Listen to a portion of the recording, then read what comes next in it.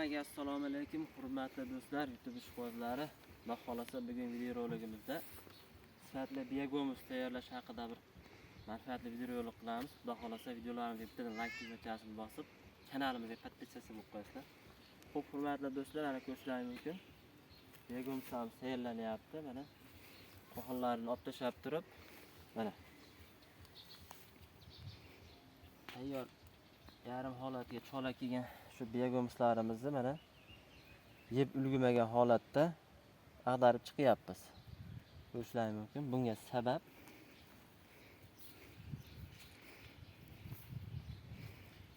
mana shu holatda qolib ketgan cholalari bo'ladigan bo'lsa, mana shu holatda to'ntarib qo'yiladi. Atrofidagi go'nglari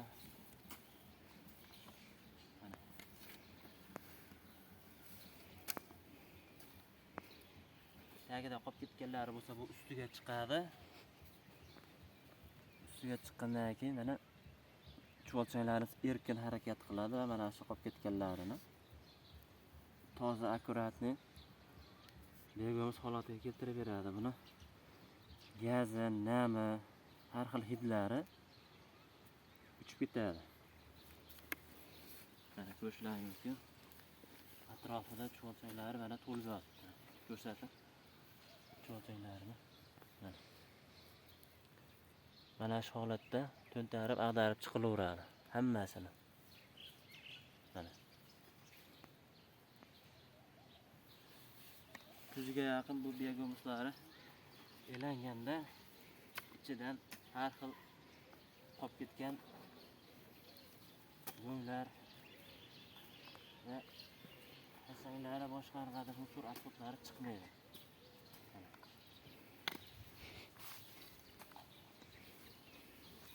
Mana shu holatda ag'darib chiqaveramiz. Mana ko'rishlaringiz mumkin, oshqovoqlar ham chiqib ketgan. Aka ko'rsatib yaqinroq kelib. Mana o'sha bahor mavsumida bularga oshqovoqlar, qovun, tarvuzlar, po'choqlar tashlangan. Ko'rishlaringiz mumkin, mana g'ijillar chiqib ketgan. Bularni yulish ham soatcha mana shu yulib turib o'ziga qoqib qo'yamiz. Sabab mana shu qil tomirlar orasiga chuvalchanglar tuxumlagan bo'ladi. Bu biyagomusda ko'kargan. Shuning uchun qoqib o'ziga tashlayveramiz. O'ziga chirinda bo'lib oziqa bo'lib ketadi. O'ziga qoqib urug'ini tushirib tashlayveramiz. Mana oshqovoqlar.